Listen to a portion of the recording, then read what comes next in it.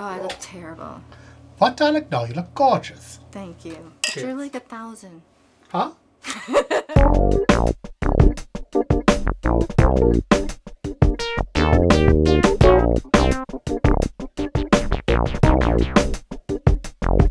Hello, ladies and gentlemen. Welcome back to Hands on Sex, Professor Puppet After Dark. I have a new co-host as of today. This is the lovely Pelelope. Say hello to people, Pelelope. Hello, and thank you so much for having me. Well, I'm looking forward to having you. Now, this is Penelope's first show. I want to ask you something about yourself, darling. Oh, well, I am a comic and a writer. A comic? Yes. Like a comic book? Oh, no, I wish. Oh, okay. One day. But I do stand-up comedy. Stand-up comedy? Yes. Oh, that's hilarious. And sometimes I write hilarious essays. Hilarious essays? Yes. Like one might see in the New Yorker, that sort of thing? Yes. I've not been in the New Yorker yet. Okay. But soon. Well, give me an example. Oh, and sometimes I do podcasts like Storyworthy. Okay. Art and Atheist. Well, you're sort of an modern entertainment professional, yeah? Yes.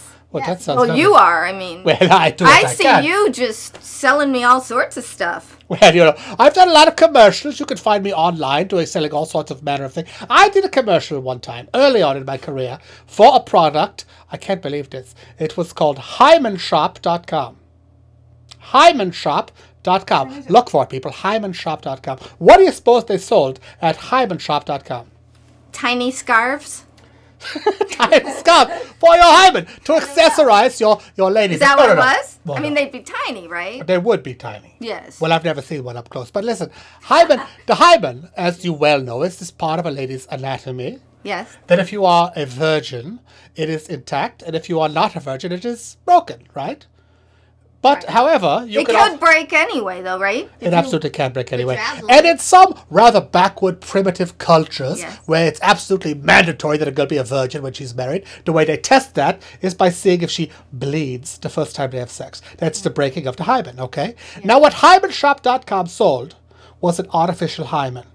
You'd put it inside your cooter there, and it would break on sexual intercourse, and a little bit of fake blood would come out, and your Persian husband would see that and go, okay, everything's okay, and then happy life from that on in, you see. He would not beat you or sell you to a merchant or something. I think I was picturing it like aisles and aisles of hymen accessories. Like a Costco of hymen accessories. I was picturing. I didn't realize they had one product. I smell a Kickstarter campaign here. Maybe we can go into business like that and sell some hymen accessories. Yes, I don't think they should just stick with the artificial hymen. Uh-huh. You know, maybe the colorful kaleidoscope hymen when you look in there. The thing about the hymen, you see. Yes. I think it's kind of a narrow market to go after. Women who care about their hymens, they either are virgins, right, or they are just about to not be virgins, or they just finished being virgins.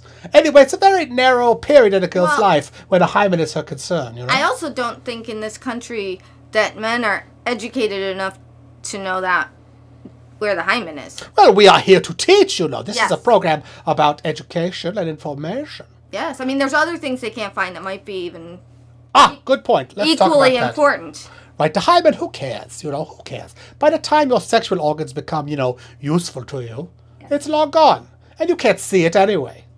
And it doesn't, do anything for you, does it? Does it? I don't. Mine, no, it never even writes. I don't know. No, I don't know. Do you miss it, though? Really? Do you miss it? I don't think so. I don't think we were well acquainted. I see. Now, let me ask you a personal question. Do you remember losing it? My hymen? Yeah. No.